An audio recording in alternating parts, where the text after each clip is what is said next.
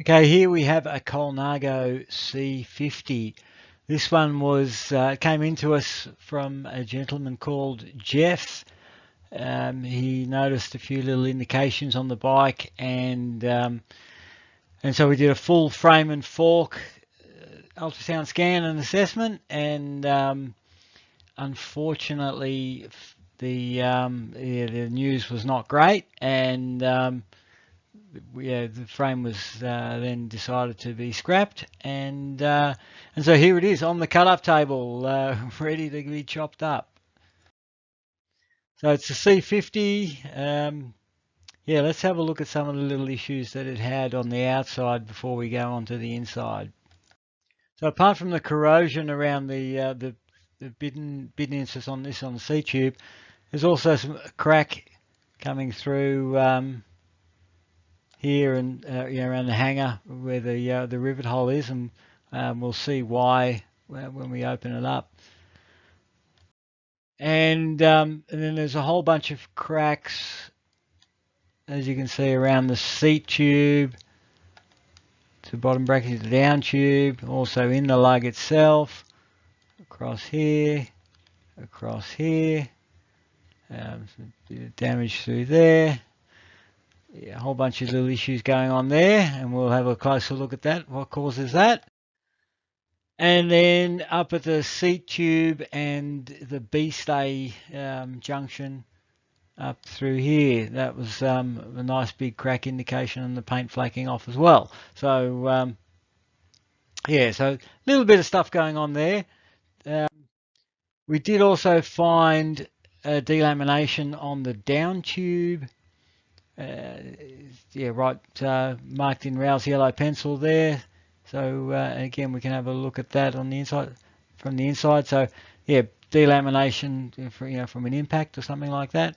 Now, with the shape of these tubes, we do often see damage right on that corner, particularly on the top tube. So we've had a lot of these bikes come in over the years. The top tube damage on that corner is probably the most common, as well as these crack indications and also disponds of the dropout. So we'll have a good look at that and some of the reasons for that.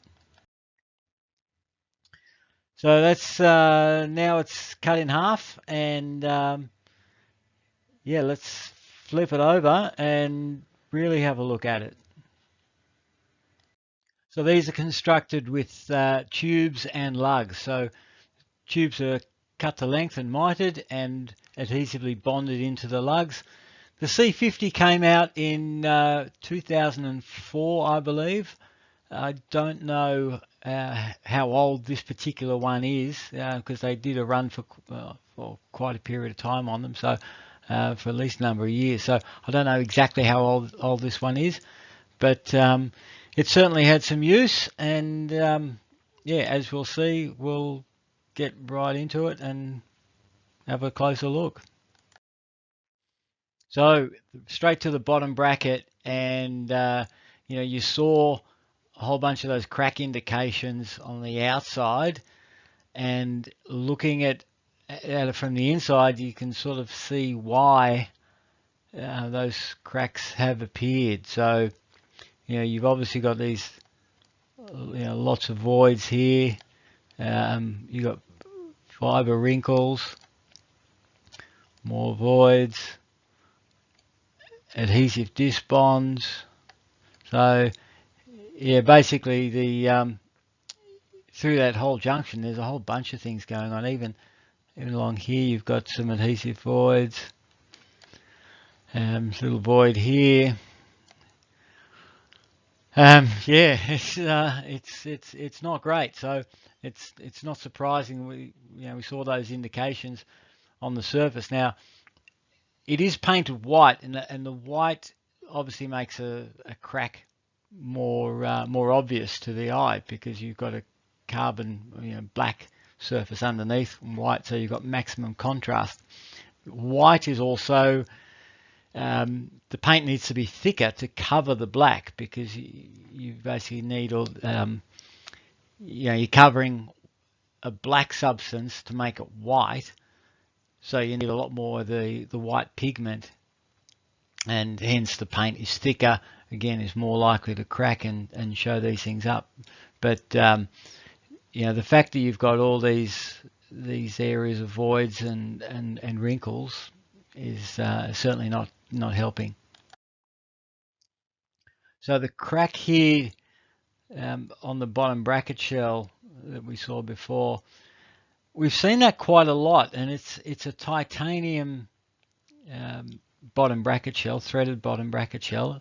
It's Italian threaded, and we have seen these get ripped out of the frames by sort of overzealous mechanics who don't realize that it's an Italian thread, and when the bottom bracket doesn't unscrew easily, they end up, instead of stopping and having a look and seeing what's actually going on, they just get a bigger piece of pipe and a bigger piece of pipe, and until something moves. And yeah, even with all that bond area and all those these little sort of lug sort of cutouts that are machined into the shell to stop it rotating, you get a big enough piece of pipe and it'll just rotate. You know, the torque is just sufficient to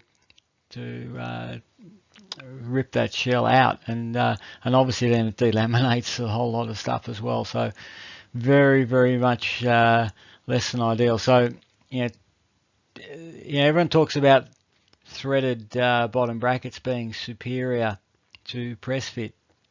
However, it's not always the case, and you know, if your bottom bracket gets seized, you've got dissimilar metals. I mean, titanium, although it's non-reactive with the carbon, it does have a tendency to gall, and you know, so depending on what your bottom bracket is made out of, if the bottom bracket cup itself is titanium and is going into titanium, if you don't have anti-seize on that, it's going to get stuck, and you're going to have problems. So you know, aluminium shells also have problems with corrosion, etc., like that. So yeah, but this one, it was actually bonded, but you still had that crack sort of right on the corner of that machined lug bit. So you know, all it takes is a little bit of a void in that corner, and then you can get a crack propagate from that.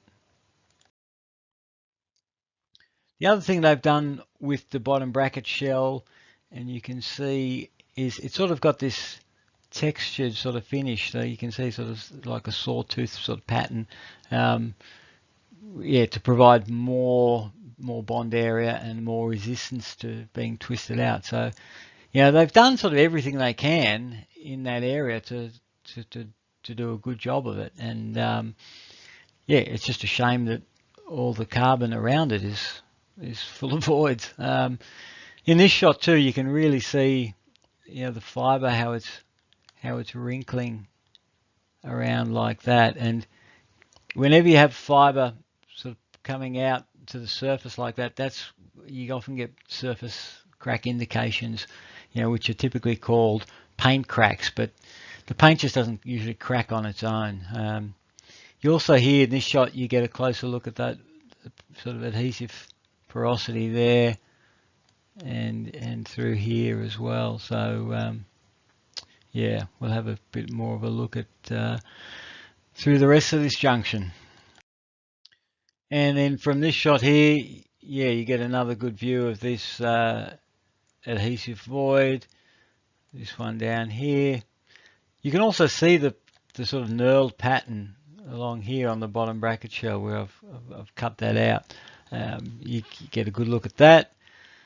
Now that I've covered up with covered it up with the pen mark, you can't see it. The bag material in the chainstay is left in on that side from cutting it out. It's not that great. Like, you know, there's quite a lot of sort of fiber distortion, and then through this section here, you can see that this white material through here. That's just some sort of adhesive filler. And instead of the carbon going around that corner, it's just a blob of filler. So yeah, that's not really ideal. And I remember when I first saw these bikes, when they first came out, and they had this hole through the chainstay like that, and I'm thinking, how are they going to mold that properly? And now we know that they don't mold it properly. It's full of filler, and so that's just adding weight, and it's a bit of a gimmick. It doesn't serve really a structural purpose so much. It's just a bit of a gimmick. So looking further down the chainstay, it's the same thing on this side of that hollow thing. It's just full of filler, and then the fiber's just sort of going up and down, and you've got wavy fiber, sort of all random, a bit random all over the place, and then the remnants of the bag up at the end in this region here. So yeah, we'll have a look at the other side. So I removed the remnants of the bag, so this is sort of the other half of that stay, and yeah, it's not again not the cleanest. You know, the way the fiber sort of attaches here, and then you've got, you know, some wrinkling and some compaction variation sort of in this region here. Yeah, but you know, all this sort of stuff, and the wrinkles through here. Yeah, it's not impressive. You can see the other half of the void actually in that area there too. Now the dropout, we have seen quite a number of these disbond over time as well, and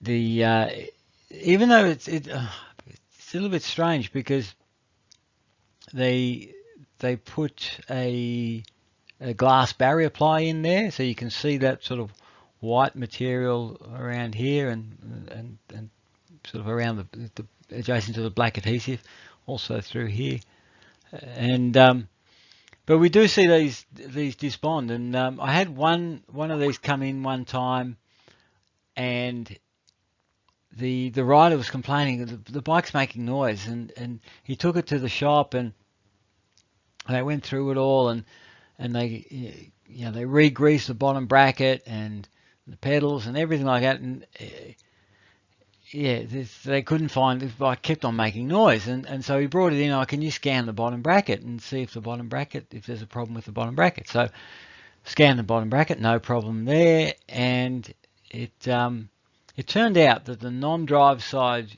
dropout bond at the chainstay, so that had disbonded, and the dropout was moving and just making this little squeak noise every time you pedaled, and so we just bonded we rebonded that, and surprise, surprise, the sound went away.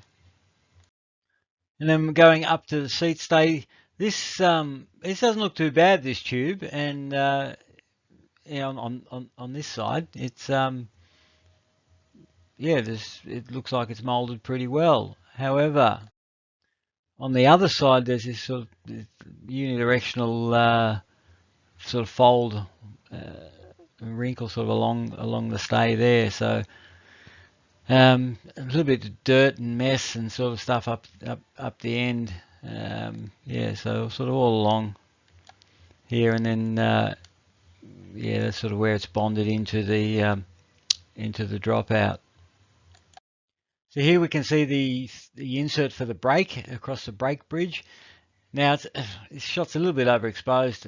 It's sort of hard when you've got black backgrounds and white subjects. You get a lot of yeah, it's hard to get the balance right. But the insert itself has got it's covered in white oxide, with aluminium oxide, which is indicative of corrosion. So the insert, when I cut the bike open, that just fell out, so there was no bond strength remaining at that interface. So and that's basically holding your brake on, and so you can see the white residue sort of through the composite and also on the insert part.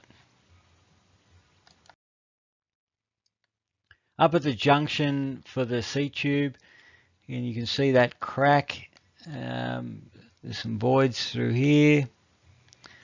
Also, the fiber's sort of quite, it's got quite wrinkled through that section, which is not going to be ideal. The other areas through here, that looks actually pretty good. That looks pretty good. There's good adhesive in these junctions. Now they have bonded a sleeve to get a nice fit for the seat post, as opposed to just having the unidirectional. So it's a nice woven sleeve which is bonded in, and that all looks pretty good. There's a little vent hole here for when it's bonded in the jig. Closer look at that crack sort of through there, and you can see why it was so obvious visually on the outside that that bond had failed. So good view of the fiber paths and stuff as well through these lugs. So along here you can see all the fiber orientations. But yeah, that bond is no good. And then down the seat tube, so you can see where the woven fabric insert sort of finishes around here. But you've also got these little ribbons of unidirectional, which were remnants from when I cut the bike up. Now they're sort of emanating around those holes where the inserts for the bin inserts are, and which we saw they're corroded as well. But the little ribbon of unidirectional fibre at sort of 45 degrees has peeled off. So that's sort of an indication of low interlaminar shear strength, and it's probably triggered from when they drilled the hole for the insert, and you get a little delamination edge starting from that, which can then propagate. And same sort of thing is happening around the rivets here for the hanger, and let's have a closer look at those. So looking at this from another angle, you can see the delamination from the drilling process and from the riveting process. Now if you remember, we did see a crack. There were crack indications around the front derailleur hanger sort of propagating. So there's no question that they're propagating from these delamination regions. So again, that's not ideal. The rivets also are aluminium rivets in direct contact with the carbon, so you're going to get a galvanic breakdown there as well. So not ideal, that. And then we go to the down tube, and again, although it looks sort of reasonably well molded, and they make the tube separately, so you should have much better control of each individual tube, and you can then inspect it, look down the length of the tube, as opposed to if you're trying to do a monocoque, a front triangle. It's much more difficult to view inside it than if you've just got a straight round tube. But again, we've got corrosion around the inserts, and some fiber delamination around the inserts where the holes are drilled as well. So not ideal there. Closer look at these delaminations around the inserts, so you can really see how it's how the fiber's sort of pulling away, and also the corrosion of just how that steel insert is rusted. So it's now the problem with rusting is usually when things corrode, aluminium corrodes, steel rust, etc. it expands slightly, and then that can cause sort of more delamination. So that's sort of one of the other little issues with it. Now there was that delamination from an impact that we noticed when we scanned the bike, and you can see it marked here in the yellow pencil. Now if we have a look on the inside of that, you can see right in this region here there's some broken fiber. So you can see a line there, a line up here, and across there, also across there. So that's the sort of the depth of the impact. So it's been a point load, and it's gone all the way through, and broken fiber on the inner face. But you saw the area of the delamination. So the area that was delaminated was sort of, like this sort of region, and just from that little point impact. So it does appear that the resin system that they're using is not so tough. It's sort of more susceptible to damage, and has a lower interlaminar shear strength. So moving into the head tube junction, again, where the rivets are sort of through here, you've got some delamination where the cable guides or cable stop for the derailleurs. Yeah, so they obviously need to take a lot more care in their drilling than what they do, and and maybe use a better resin system. I mean, the resin may have degraded over time. I mean, it's 15-year-old bike, thereabouts, and so you could have some degradation of that. But yeah, it's hard to know exactly. I mean, if you do a good resin system, it should be more durable than that. There are also some voids, and we'll have a closer look sort of up in this region here, some adhesive voids as well as wrinkles and voids in the lug. And then you've got an aluminium insert sort of through the head tube, and then it's sort of a conventional headset which is then pressed in. So unlike today where the headset, the bearing seat is molded into the head tube, these are then a pressed in, typically aluminium fitting, which locates the bearing, and it does it that way. So a closer look at the lower section. Again, great view of the delamination. A few little voids sort of through here, and some adhesive porosity through there. That's relatively minor. The way the aluminium insert is bonded in, that looks really well done. That's quite secure. You've got good area, good bond, so doesn't seem to be any issues with that. A little bit of in this region here, a bit more porosity on the adhesive.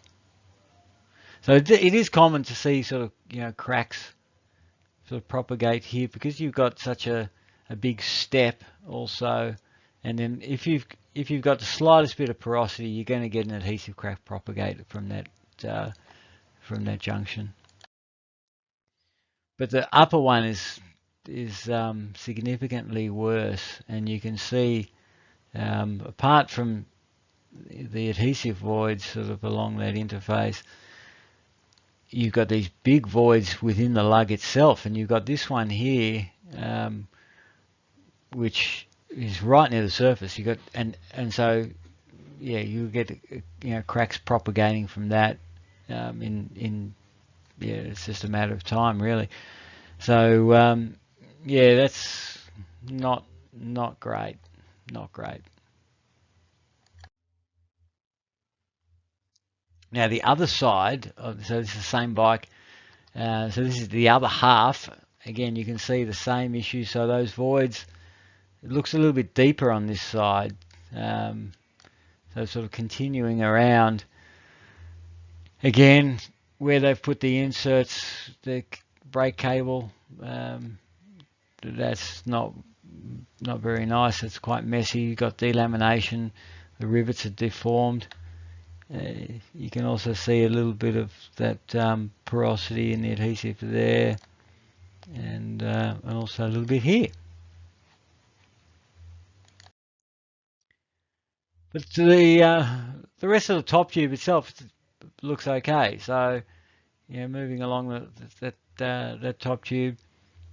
Now, the only thing we do see, because they have that sort of clover leaf shape molded into it, and it's got sort of a harder edge corner, if you do crash the bike, that edge gets knocked very easily, and and you'll get delamination often sort of along that line there, sort of the contour of the shape. It's sort of it acts as a bit of a stress concentration, and it doesn't take much to delaminate that, and because, as we've seen, how the resin appears to be not the toughest resin, that really can propagate.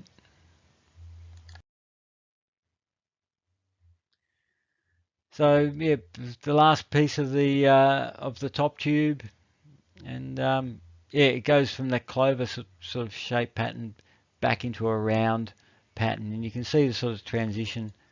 It sort of tapers away through there, and then goes into a round tube to be bonded into the lug. So, I mean, the reason they've done that, they'd have effectively one mold for the different tubes, and then you can cut the tubes to length, so you can make multiple different frame sizes and geometries, even custom geometry like that. So, there are advantages to doing it like that, and but there are also some disadvantages. So that's a look at the Colnago C50. They proudly say made in Italy. Personally, I don't know how proud I'd be of putting my name to this bike. As you saw, there's quite a lot of problems with it in a lot of areas throughout the bike. So not the best example of this sort of type of bike. Now, when the Colnago C40 first came out in the early 1990s, it was a bit of a game changer. It was a carbon bike. It won Roubaix, and I mean the teams that were riding it were dominating on that bike. I mean they were also being coached by Michele Ferrari, so maybe that had something to do with it as well. But yeah, hard to say. But yeah, it was a bit of a game changer at the time, that sort of style of construction, but bike construction has moved on a lot since then, and there's much better ways of optimizing the construction. So these bikes are not particularly light. By having all those interfaces, those adhesive interfaces, you have more problems for joins, and problems at the joints. So, as I touched on, there are pros and cons to each sort of method. Yeah, this particular example is a good demonstrator of some of the cons, and yeah, you can see that for yourself. So sorry, Ernesto, I don't think this is your finest work, this particular bike anyway. Happy to listen to any comments. Put your comments down below.